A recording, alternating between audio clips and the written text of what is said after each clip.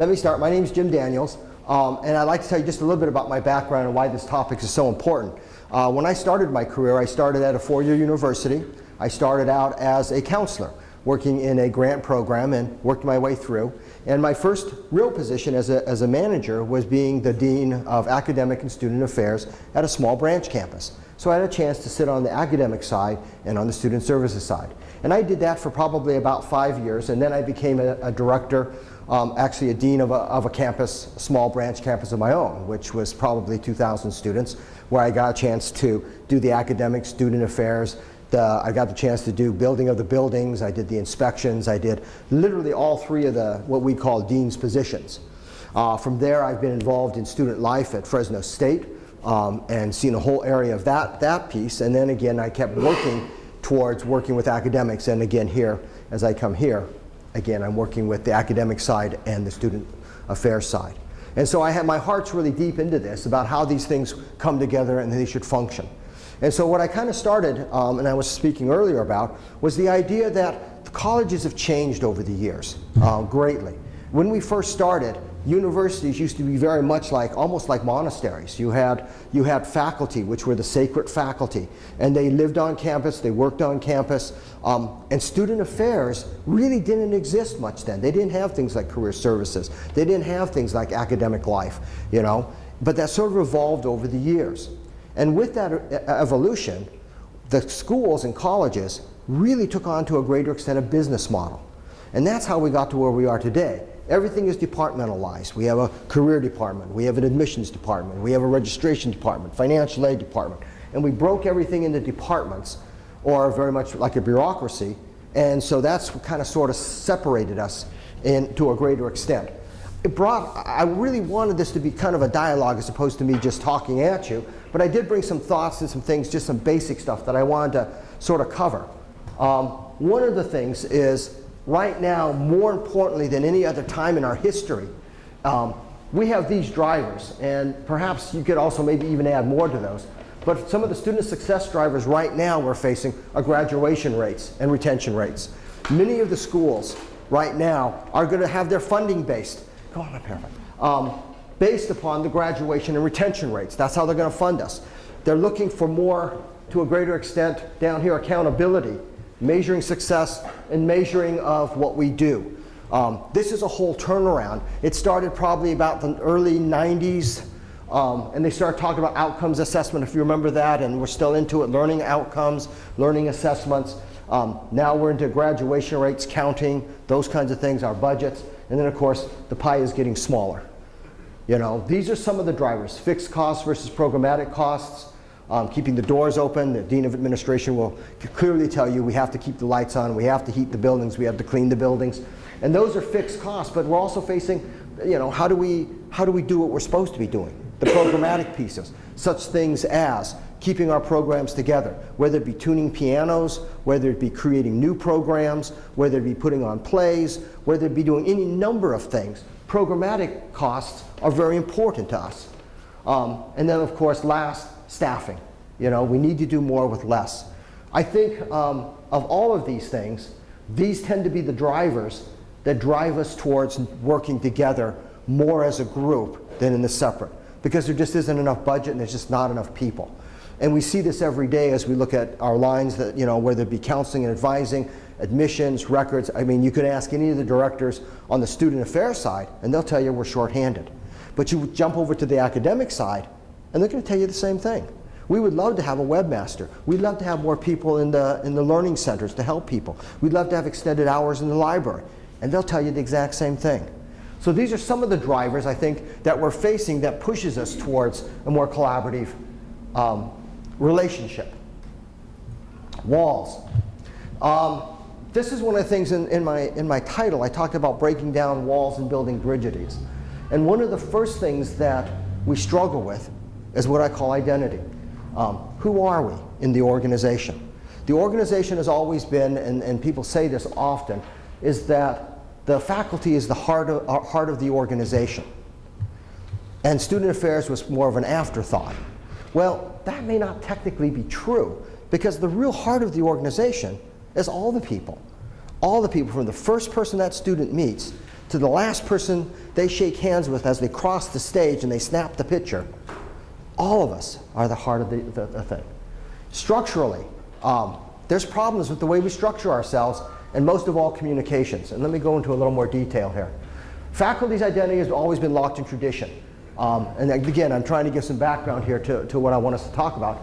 It's always been locked in teaching, research, committees, and they tend to be the gatekeepers of an academic trust as far as preparing students for the disciplines that they're going into.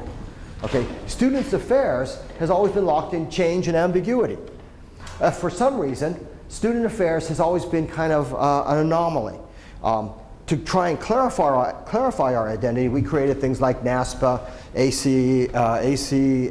ACAP. We tried to create different organizations to identify us, but still, even to this day, student affairs tends to get lost. One of the ways that you can tell this is that student affairs, when you talk about deans of student affairs, or you talk about vice president of student affairs, it seems like anybody can do it. And whenever there's an interim, you sometimes find somebody who has no experience suddenly show up as the dean of students. But you don't see that in the dean of administration. You don't see that as the academic dean. You only see this in student affairs. The identity for student affairs is one of the things that we still have not clearly clarified, and tends to still be one of those identities we're still searching for. You know, it's something that we still haven't really nailed down. But it also creates some of the problems. Jim, can I just clarify, when you Please. say we, you're talking about all schools, all colleges? Pretty much. These are kind of general pieces that I sort of gleaned from across the board as we look at the different colleges across the nation. But again, and I'm going to talk a little bit more later about four-year universities and two-year colleges. But absolutely, I'm talking about a broader sense, you know, as a whole. Student affairs tends to get lost. Faculty tend to be locked in their piece and crossing over. You talk to a faculty member and you say, okay, tell me, what is the date when financial aid, for the last day to drop in financial aid will be paid or not be paid? And most faculty will say, well, I don't really know that, but that's not really my job to know that. Okay, and so there's that division, and I'll talk a little bit more about that. The other piece that we face as a challenge is the organizational separation. The leaderships typically on most campuses. Student affairs is located typically in a different building than the senior administration. President, dean of administration, foundation, all tend to be in one building. And typically student affairs is either in a different floor or they're in a different building. Offices also tend to be the same way. Buildings and floors are separated. Budgets are separated. Resources are separated. Personnel are separated. Some belong to some unions, some belong to other unions. And the responsibilities. In fact, to a greater extent, you have almost two different cultures. So just in the structure that we came up with, in most colleges and most universities, it's separated by the leadership, the offices, the structure. Things are just naturally put in that way. We have a student affairs floor. You have sort of an academic floor. And there's like space between them, you know. We don't mingle, we don't talk, we don't work together, and even the cultures are different. And then when you really get down to it, learning is what we're about. Your in-class and out-of-class learning activities tend not to be connected. The in-class is not related to out-of-class. One of the things I've seen on this campus, and I'm going to just mention this, I'm going to try and stay general, but on this campus in particular, I have to comment on this one. We have Jeff here, and he does things with students outside of class with the theater and the different things he's doing with his grant that really mingle out of class and in class things. To me, that's a good crossover. That's something that's happening now. And it's one of the good things, but I'm going to try and stay off of specifics and just stay generally. But I did want to say, Jeff, that was one thing that I think where we cross over, and you're trying to include the out-of-class activities with the in-class. The other thing is communication connection. This has been across pretty much the United States and probably even going into other countries. Communication, even in businesses, still tends to be the #1 problem. And for us, it gets even more so because we don't have a common language. We talk differently. You know, in student affairs, we have a language, we have acronyms, we have things that we talk about. Faculty, same thing. We don't have common communication passages, places where we begin to communicate and pull together. We have committee meetings, but usually we don't always talk to each other about those things that are going on. But they're not solid, what I would call passageways that are identified, clear, and that people walk back and forth through on a daily basis. Does that kind of make sense? That might be a little, it's like one of the things that I think I tried to do at Naugatuck was develop a communication passage in the counseling and advising area where faculty, staff, and student affairs counselors, advisors would walk that passageway and talk with each other when it came to the advising times. They'd sit next to each other at tables. They would work with each other with questions. They really integrated with each other and a passageway was established. The common mission, goals, and objectives. Again, you know, as we look at student affairs and we look at faculty, again, it's another disconnect. We're supposed to have one mission, but that mission doesn't integrate very well. We don't talk about the integration. We say, here's the mission. This is our mission. We don't usually typically have that. And we don't typically have liaisons between the departments. This is another thing that, again, with the separation from the previous slide, is that student affairs doesn't have a liaison for faculty. Faculty, when they do the faculty meetings, they don't have a liaison coming up. Now, in our dean's meetings in Connecticut here, we have liaisons. We have a presidential, we have a central office liaison come to our meetings to help kind of keep things sort of connected. But at most colleges, they don't usually cross over. And we don't have a liaison like a student that comes to all of our meetings and helps us liaison between students and faculty, students, student affairs, you know, those kinds of things as well. We leave out those passages. We don't have good liaisons. Questions? Yes. Can we comment? Please, Okay. please, because I wanted this to discuss, but I wanted to lay down some things. And then, okay, all right. And So- then maybe I'll wait till you. No, please. Because I think you're correct in setting the framework, but I think it varies. For example, at Capitol, Mm-hmm. each counselor is actually a liaison to a different division, and they go to their division meetings. Okay, see, and I think we see that. I think that's one of the important things that colleges need to do. And not all colleges do it. You know, some do it, some are a little afraid, you know, to have a student affairs person sitting, you know, as if they're going to say something that they haven't already heard. Because counselors usually hear everything, pretty much for anything that you're doing. But you're right. I think in Capitol here, there are some good things. Let's see, bridges. This is the thing that, and again, I'm moving a little quickly because I want to get to the dialogue a little bit more. But bridges, some of the things that I've gotten from the articles, and I'll pass these out, is that we understanding the identities, we need to know not only who we are, but we need to know the other side. Both sides need to know who each other are, what their responsibilities are, what they do, and how we connect. And sometimes that means creating new identities. This is one of the things that I think that is going to be toughest when it comes to building bridges, is that we need to think of ourselves differently. Student affairs is learning. Student affairs is academic. Academic is student affairs. Your responsibilities as faculty is working with students, working with their needs, meeting their needs. These are things that need to happen, and we need to change how we understand that, where we stop saying the words, "It's not my job." And I think that's one of the things that we really need to, and again, as we look at the literature, you're going to see, when I pass these out later, for you to read at your leisure, you'll see also too, people are trying to back away from that, thinking our central focus is the student and learning. And one of the articles has like 10 pieces which talks about creating that learning holistic environment. And with that learning environment, we all become teachers, we all become academic, we all become student affairs, which is a little bit different looking at ourselves. And that really our focus no longer is on what we do and the department that we're in. The focus now is on the student and the learning environment in which the student moves. It's a little bit different. It moves us away from the business model, which looks at a specific output or profit. Rather, it looks at what are we doing with the student while they're with us, whether it be 2 years, whether it be only 1 year, whether it be a semester. If we're focusing on that student, rather than focus on, let's get them graduated, let's get them, you know, we need to retain them. Well, if we focus on the student, retention and graduation then become no longer the goal, but become a sort of a product of what we do while the student is here. Does that make sense? It's a little bit different approach. But as we focus on students and the job that we do, then graduation rates and retention rates should improve as a product that we've improved the environment in which the student sort of swims in, if that makes sense. Okay. Understanding the organization, we need a different structure. We need to create a new structure. Because the old structure, the bureaucratic structure, is starting to break down because we don't have enough people in each area. We don't have enough people to get the job done. And we need to find different ways of doing that if we're going to continue. And that means changing the organization.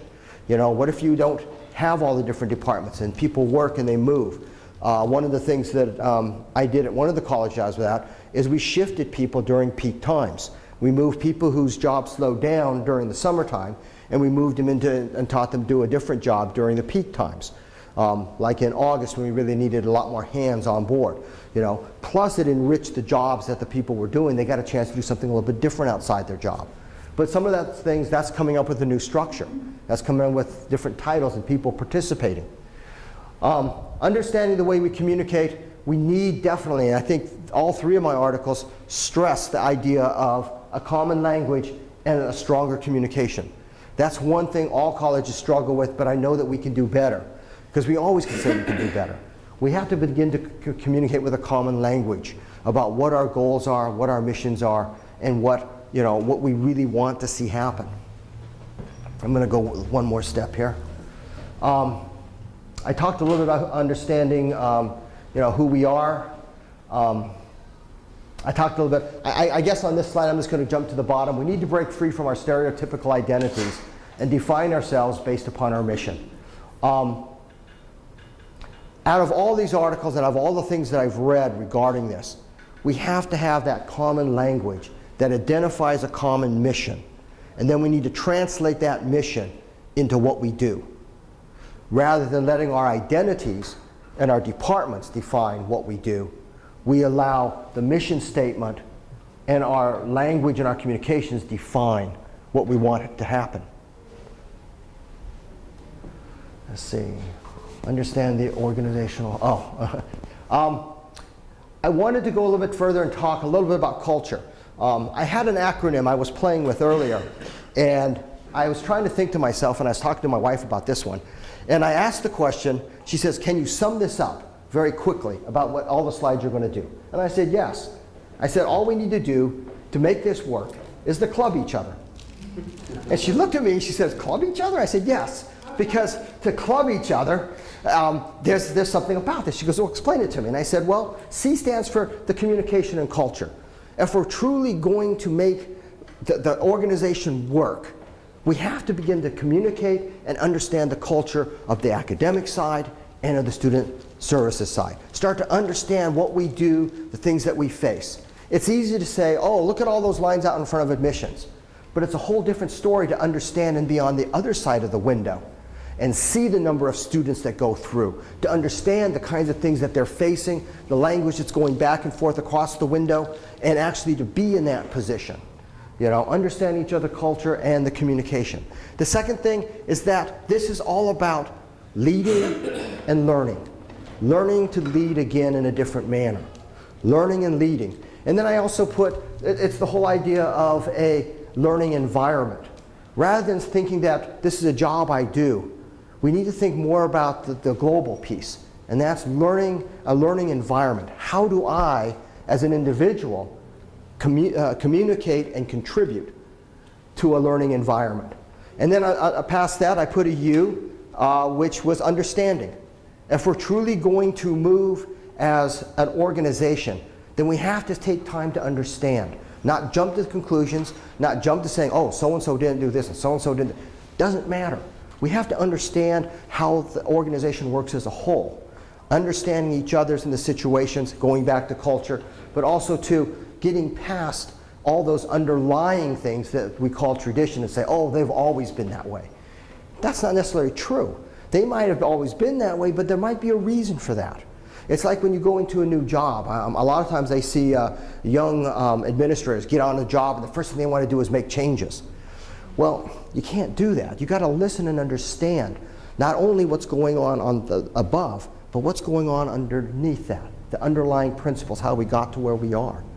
And the last one that I put for the club is that we have to be bold, we have to be brave, This isn't going to be something that's going to happen easy. You know, we're going to have to butt heads. And so those are my B's. And so if we're going to succeed, then you got to club each other. We got to understand these, well, maybe not exactly, maybe, but however, I mean, it's like looking at it is we've got to come together and look at this and understand those things. I'm watching my time too because I want us to have time to talk. Maybe it's more like we're going clubbing together. Oh, there's a go. Yes. We're all in the same club. I like that even better. Although sometimes I think, okay, never mind. Moving right along. Communication connections, again, very common. As we start to come together, we got to communicate what we value. So what we do is what we value. The connections we make, you know, is what gets done. We know that. So how do we change those connections? How do we change the way we communicate? And what is our language to communicate about who we are? You know, what does a student see from us as we communicate to them? What do they walk away with? And it should be positive in all aspects if we're doing what we're supposed to be doing right. Their communication, but it starts with our communication. If I'm saying, oh wow, look at this, you know, student service isn't doing this or academic affairs isn't doing that, that's negative. That's what the students are going to hear. That's not right. That's not fulfilling the mission of what we're here for. Because none of us were hired to be critics. We were hired to be a team. We were hired to enrich and change the lives of the students that come to us. That's what we were hired for. We didn't come for the money, that's for sure. You know, we didn't come for all the prestige that goes with it. If you come, you come because there's hard work here. There's students that need us here. That's why people are in community colleges, you know. It's simple and clear. We're here for students. First steps. This is the part that I hope to start some of the discussion. The first step to bringing the two together is we have to admit that we're broken, that some things don't work. Then we need to define who we are in this new environment. We need to define what we value, define our mission and purpose, maybe even relooking at our missions and purposes, and make sure that they align all together. We need to define our responsibilities. This is very important. This is the one that I want to underline. It's because our responsibilities are changing. As the world changes, our responsibilities change as well. Our jobs are getting broader. It'd be nice at one point that I had a person who was the registrar. But now the registrar is doing admissions, they're doing grading, now they're doing advising, now they're doing a broad range of things. Because the world is changing, we don't have enough people. When the student shows up at that window, rather than sending them window to window to window, you know, generalists now are becoming more and more the name of the game. And we're seeing this at some colleges, not as many, but people are training generalists. That one-stop, going back to the one-stop shop that started back in the early 90s, you know, kind of evolved itself, but it only became a location. Now we're starting to see a new group of people developing similar to the Welcome Center, where a student can stop and say, how do I do this, how do I do that? And they can answer a broad range of questions, you know, which is a little bit different. And we need to set goals for change. I think the most important thing is that we reinvent ourselves. And if this is really truly going to happen and we look at these things, reinventing ourselves is going to be one of the hardest things we do as a college. But it's also going to be one of the hardest things we do as professionals. Because as we came up through the ranks, we came up with a set way of doing things. But as the world changes around us, as our students change around us, we're going to need to reinvent ourselves. Our students are very, very different than they were even 10 years ago, but even 5 years ago they were different. We have new technologies, new ways of communicating to them, and new ways, and their focus also has changed. You know, they're very much what I call a just-in-time student. They want information just in time before they need it. You know, hopefully that's not their study habits, but we hope that that's kind of one of the things. So I like at this point, that's just basically sort of a groundwork of some of the things that I've read and looked at and talked about change in general. But I'd like to have a dialogue to talk a little bit more about things that you see when it comes to looking at the college in general. Again, I put on my flyer a theoretical discussion as opposed to something very specific. I'd rather look at a theoretical discussion of where do you believe colleges will go from here? What will be the next step? How do we change? I guess I'm going to say it in more of a question. I believe that communication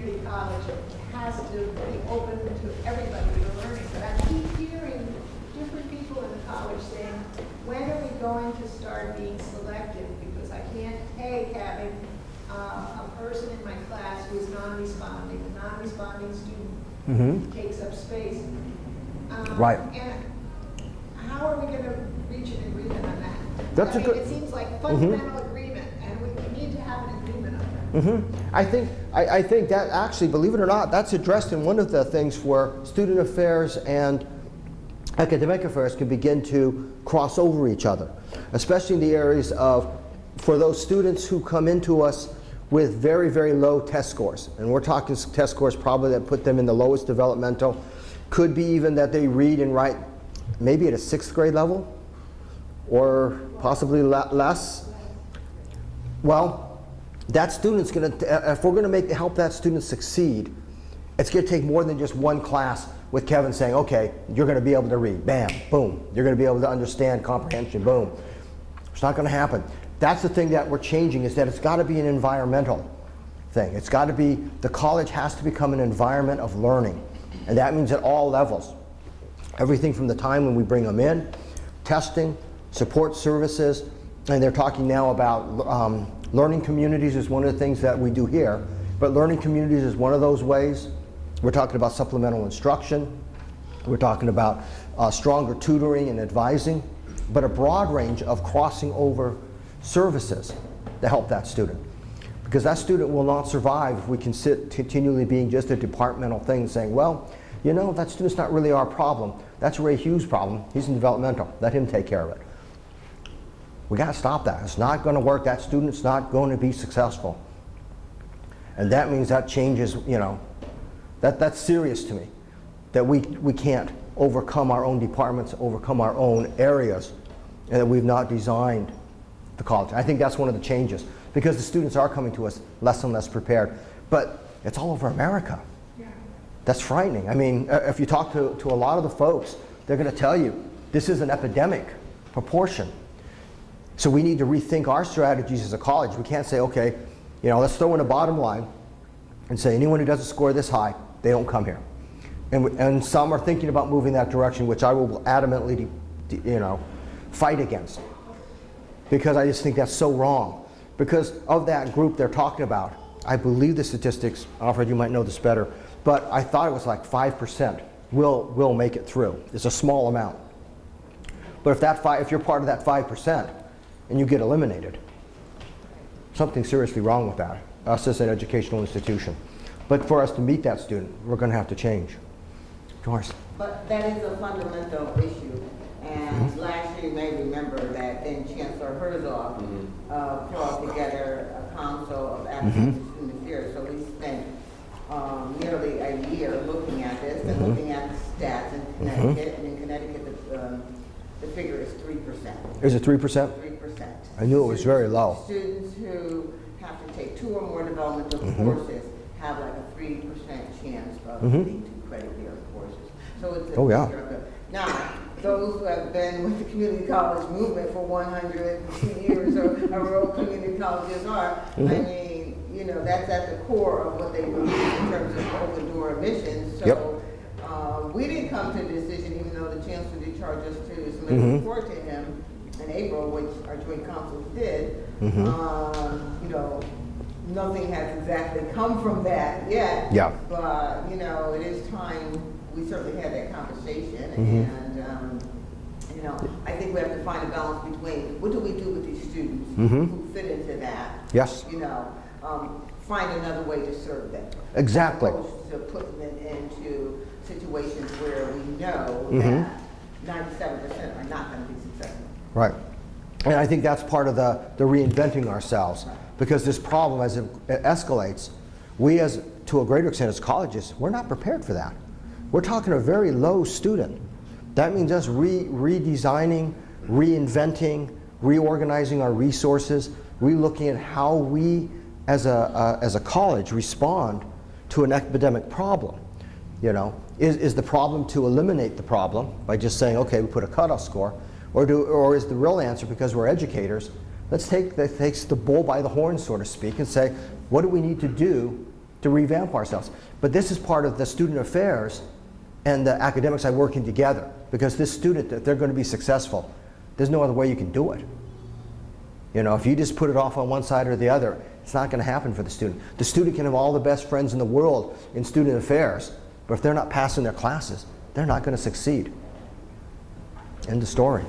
Yeah, I think the other response to the question too is that the revamping has been going on for some time. Two things.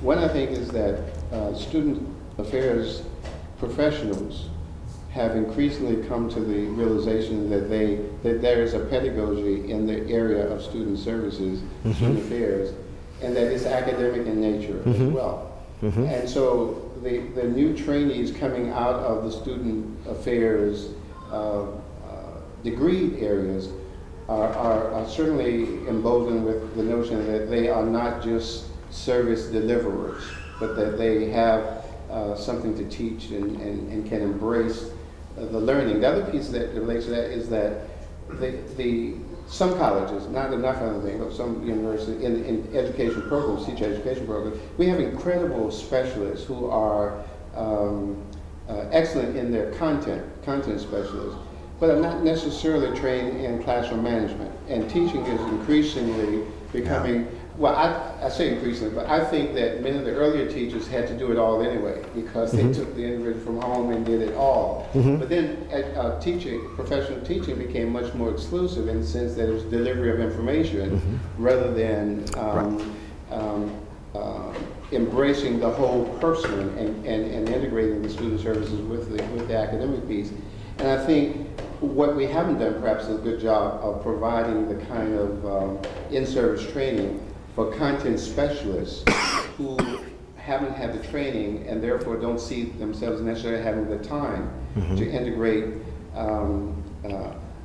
non-academic specific information and teaching and learning into the formula of delivering content information in their specialty areas. And I think some of those changes are in fact occurring. Some of them redefined. I mean, people like Jane Freed in the student services area and others in the academic area have been saying for years that education is about the whole person. And one of the things I always like to say is that even when I was in the classroom, before learning takes place, the individual who's learning needs to know why it's important, that it's important, and that it can in fact happen.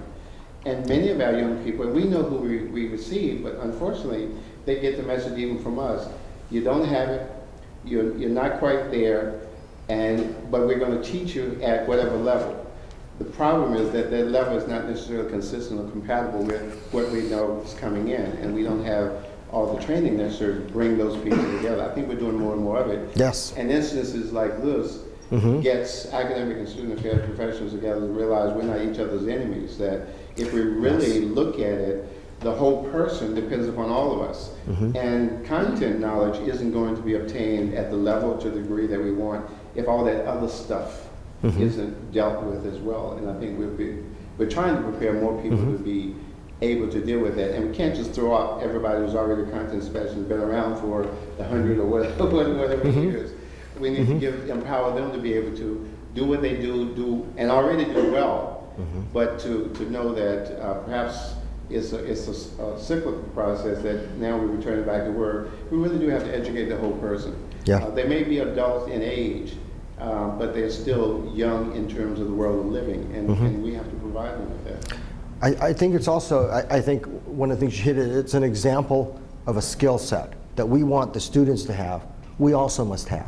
That same critical thinking, that same reasoning. If we want our students to adapt quickly, we want them to be adapting to the world, whichever direction they go, we also have to adapt. And I think we are to a greater extent. I think we're moving in that direction, and it's been slow. So I want to see this, I want to present this as very positive, that the academic and student services are moving to a greater extent in a direction. You know, and as research from in front of me here, as well as the research I was talking about, you know, we're moving in that direction slowly though. But developing that communication, developing that identity, reinventing our missions and our goals, and reinventing us and our skill sets, that we don't just have one set of skill sets, but that we have a broader range. Everything from classroom discipline on down the lines, you know, because our population is broad. Go ahead. I think what you raised in the beginning part about some of the barriers and problems is really important. And one of those, the big ones, is the compartmentalization of you know, I teach, and this is my subject, this is what I do, and I'll do this committee and that committee, but, you know, that's it. You know, and then, you know, you could go throughout everybody's position and look at, you know, if everybody's just looking at what they do, we're not getting the whole picture of what we're here for. And I'll just share briefly a way that I've come to appreciate the wholeness of the college, and that's through the grant that I'm doing through the National Endowment for the Humanities. When I first wrote that grant, it's a faculty development grant, so that we can become educated on what we are going to be doing with our students. So we're creating these courses, and so I saw it completely, you know, as what it is. It's a faculty development thing, and that's all it was. But now, as we're starting to look at implementing the courses and moving on, I keep noticing how much more of the college needs to be within that vision. And I've been trying to broaden it because I keep realizing, you know, I'm starting to see that bigger picture. Yeah. And a big part of this was when, in doing the learning communities that we want to put together, our consultants for this project said, you need to put a steering committee together that engages people from every aspect of the college. And I thought, wow, what a great idea. I didn't even think of that. So we have the steering committee now, and in the first meeting, one of the counselors raised an issue that I never would have thought of, you know, that we need to tackle. Actually, it's the highest priority of what we need to do in order to make this. And we're getting the same thing from the registrar, from, you know, from all these different areas. And that is allowing, you know, it's kind of helped me to see that you can't just do something in isolation, that you need to include everyone. And I was really pleased with recently we presented the project at a conference which happened to be held here in Hartford, and we had you know, deans and other people from various aspects of the college who came just to attend and to be a part of it. And I thought, you know, and I even drew attention to that because it showed this kind of support that's behind what we're doing. And so working in isolation is a real problem. It is a problem, And if we get out and see what we're doing within the web of the whole college, we can do so much more. And I think that's one. What you described, Jeff, is what we've been doing in business for a long time as a cross-functional team, where you get people from all areas of an organization. Now I have a name for it. Yeah. Cross-functional team. Cross-functional team. Right. But- The Dean Doris and I have had some debates over the years about whether we call what we do a business and our product, and we have customers. And I think that we have to look at that model and keep in mind that we are in business because we have customers and that we have a product that they're happy with. And if we don't deliver, our customers will go elsewhere. And another aspect that we talk a lot about in management in business is that things are changing now in the way managers are dealing with their employees and customers. Years ago, I was in a retail organization and the customer was always right. It was the customer first. Well, this is changing in organizations, and now CEOs, big CEOs, like Richard Branson, for example, or the old CEO from Southwest Airlines, his name escapes me at the moment. Their whole philosophy is you treat your employees well, and they will in turn be more satisfied with their jobs, more happy with their jobs, and will in turn satisfy your customers. So the whole focus is on employee satisfaction, employee commitment. And if you have that, you'll have happy customers. You know, I don't think we do a good job in this organization. Well, you know, we saw that change probably in the early 90s as we started to see these proprietary schools start to emerge, and they started gaining students. And for the longest time, college and universities thought, they'll never work. They're not going to get very many students. You know, Phoenix will be here only a short time and then they'll be gone. You know, we're the real university, we're the real deal. But we didn't appeal, like you were saying, to the customer and or the student. And we didn't create that environment. And so a lot of people, they got picked up by these other proprietary, and they still do, because they offer things that sometimes we can't offer. But again, they try to keep it because they look at it as a business, and their business is to make money. And so I think that has its place, and absolutely, we should pay attention to the same things if we're going to keep our students moving forward. I'm going to respectfully disagree with that model. Okay, In good. education.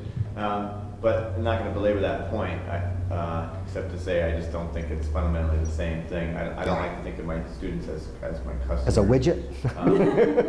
Or somehow, it's not as if they're paying for a degree. I just think it's fundamentally different. But Yes. it calls to mind something that I wrote down during the initial part of your talk, which is that even though we have a central focus, we have a mission, we have it's written, people can go read it on the web and Yep. we can talk about it. I think that when it comes down to it, part of our compartmentalization, part of the student services, academic, administrative, faculty staff, all the divisions that we have, the thing that I really worry about is even though we have a stated mission, do we really define it in the same way? And even though I don't agree with the model, I still think, I know that Nancy is student-centered, I know that she Yep. has the best interest of not only the students, but the employees, like she said, nurturing the teachers, nurturing the staff, so that they Yep. become better servers of the student. But Plug then Center there's for more, Teaching. Center for Teaching, doing a tremendous job, as evidenced by today. But I think that, more important than that, I get the feeling sometimes that even though we have a stated mission, we're defining that mission in various different ways. Different And ways. I think that creates some of the disconnect too. Yeah. And I liked what you said about, where was it? We're here to serve the students, we're not here for whatever, but Yeah. I'm cynical enough to think that's not necessarily true. No, either. it's not. I think unfortunately, some people are attracted to a state job, or that it's a relative security. Last summer notwithstanding. Hopefully that's not going to happen again. But I don't know. Sometimes I meet people who work here that I question whether they really are here for the right reason. And it's not most people I meet, certainly, but No. I wonder about those two things. Are people really here for the right reason? And are they willing to take on the sort of professionalization of even staff or whoever it is, understand the pedagogy of interacting with students? We're all educators in some way, just because you're not in the In some way. classroom. Absolutely. And do we have really a genuine, solid, shared meaning for what our mission is? And I think that's where the culture comes into it. Have we really truly created a culture that actually manifests itself in that mission statement? And I think as we start to look at reinventing ourselves, simply not only because there's some good benefits that'll come out of it, but also because we're being driven in that direction at the same time. We will not survive with the budgets that we currently are getting. We're seeing them shrink. We're seeing the government assistance shrink. We're understaffed in a lot of different ways. We won't survive unless we reinvent ourselves. And if we truly see our students not as a widget or as an assembly line, which if you guys go back to probably the mid-90s, there was an assembly line where we hung student activities on them. We'd hang an orientation on them. We would hang all these pieces on the student as they went down, and then we'd hang the different classes on them, and when they got to the end, they'd pop off the line as a fully educated student. Diploma, here you go. And we'd stamp them with their title, and off they would go. We sort of changed, I think, as we got more into the 2000s. We started really questioning those things. And in the late 90s, we saw that shift to the whole person, the holistic, and now we're shifting into the holistic environment, not just the holistic student, but what about the college as a whole? And I think that's where the topic that I chose today, that's where it now is our next step here, is how do we recreate that environment? And to do that, we have to recreate ourselves. And that's going to be hard. And anything that I talked about here, this is not easy stuff. Maybe that's why I use the word club, because it's not easy. It's very difficult, recreating a culture of caring, a culture of that the students' learning environment now becomes the center of what we do and not who we are or the positions that we hold. And I think that changes that. We're all teachers, and we look at ourselves in that way very differently. You had your hand. Oh, yes, please. I wanted to mention, I was really interested in what you spoke about, the fluidity of what goes on outside the classroom, what goes on inside the classroom, how they Yeah. really can't be separated. No, they And can't. I think if you think back into the time when you were in college, I'm speaking to everybody here, this was a time when you did learn a lot in school, in class, but you also learn, I'm sure, much more about yourself from your interaction with everybody else on campus. I mean, this is a time when you've grown up, you've had a certain set of instructions, and all of a sudden you're set loose into an environment where everybody has different sets of instructions, how to dress, how to talk, how to, what's appropriate to eat, and things like that. People of all different situations, and I think that for students in college, it doesn't matter what age they are. If they're in college, they're making a transition. Yes. And we have to be really attuned to the fact that this is a change. It's a transition. It's an adjustment. It's a time of personal growth. It's a time to establish identity. And Very much that's so. not something that's usually brought up in the classroom. Nope, it's not. And Could you tell everyone what your degree is, by the way? You should be telling us what you have. I have a master's in education. Right now, I'm studying at Central in the Student Development and Higher Education program. Yeah. So, Jane Fried's program. and I have Jane Fried as my advisor. I'm very lucky. Oh, okay. I'm very, very privileged to have her. And can you tell everyone who that? Jane Fried? Please, go ahead. Jane Fried is the director of, is she the director or the program director? She's the program director. The program director at Central Connecticut State University. She leads the Student Development and Higher Education program. Right. And her focus right now, she's writing a book. I don't know if it's been published or it's in the She has process. several. She has several. Process of publication Yes, is but about it's not public. about the shifting paradigm Yeah. in higher education and how and exactly the focus of this presentation about how we should break down the walls and integrate the aspects of student affairs and the aspects of teaching because they can't be separated. Oh, absolutely. And they can. I'll give you one quick example that I had where and this actually came out of the business department. One of the things that we wanted to put in education was what they call etiquette. And we found that many of the students who came to Fresno State, the students had never been to a formal dinner, they've never been to a reception, many of them have never been to an interview, you know, where there would be a reception afterwards. Students didn't know how to hold the coffee, hold the cookie, talk to someone intelligently, and not spill it on themselves. Or when they sat down to a formal dinner. We know that. And so the career services actually set up these different pieces, and they became educators. And it was a crossover. It was the business instructors would come in, they would be the employers, they would engage the students in conversation, try to help the student do better, eye contact, you know, how to stand, how to sit, you know, a whole series of things. What do you discuss when you're at a table? You know, what do you order if you're going to a restaurant? You know, a whole series of things that were sort of out of the classroom, but we wanted to draw a seamless link between what you were studying in the business department and that first job and that link and how you're going to sort of act and rechange yourself very differently. And it's one of those pieces. In our business area, in our internship classes, and our managerial communication classes, we teach them how to sit at a table and eat properly. Yeah. And a lot of people have never done that. You know, what do? You have 2 forks. Oh my gosh. You know. So. Oh, I was just going to talk about what are some best practices at Capitol and what are probably not good best practices. And you know, Nancy's mentioned it, her and I have philosophical, you know, discussions and stuff, but we both have the same belief, and that is that we collaborate with anybody. Yep. Whoever is willing, whoever has the means, and we have to think in those ways that we don't just collaborate with people who are under our department, because it's not just academic student affairs. Even in academic affairs, some of the departments don't collaborate when they're doing That's true. some of the same things. But 20 years ago, when I came to this institution, we would not be having this kind of conversation, and we do now. And all kinds of people have been part of Center for Teaching, and I asked Nancy, could I have a student service person on the board? And she said yes, and she was very receptive to that, so we did that. So, you know, right, so, you know, that's been one of our best practices. I, of course, always step out of the box, and so, you know, because I don't live in the box. And, you know, I send out articles to the whole faculty, areas of teaching and stuff like that.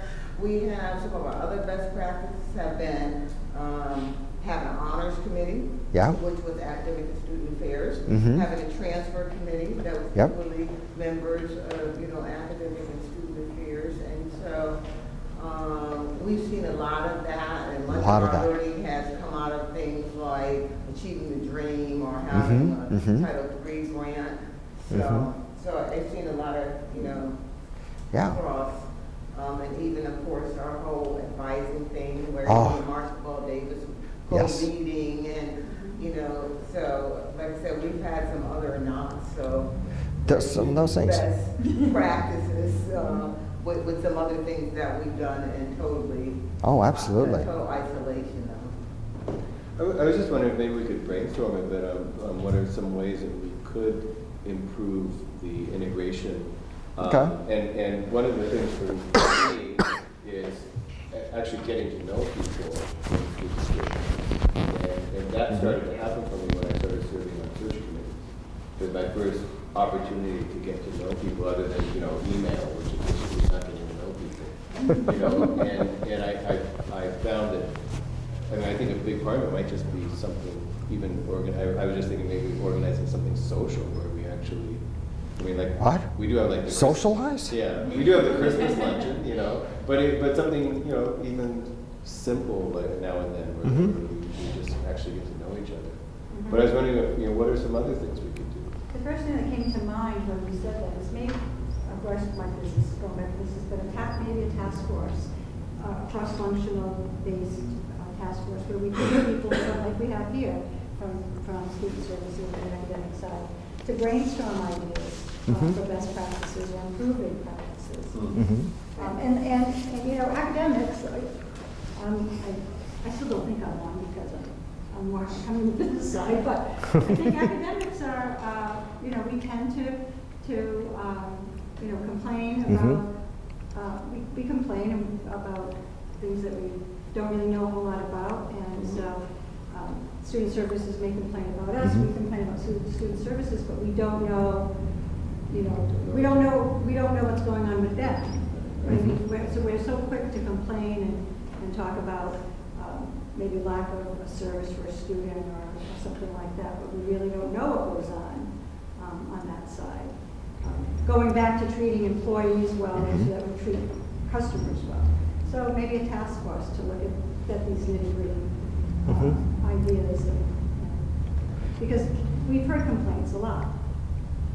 There's a lot of ways as we start to move forward. Again, my point of this was just to get people together, open a discussion, open dialogue, start with the communications.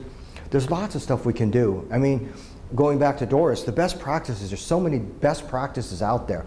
Everything from orientation, first year experiences, to collaborative learning, what do they call it? I went blank all of a sudden.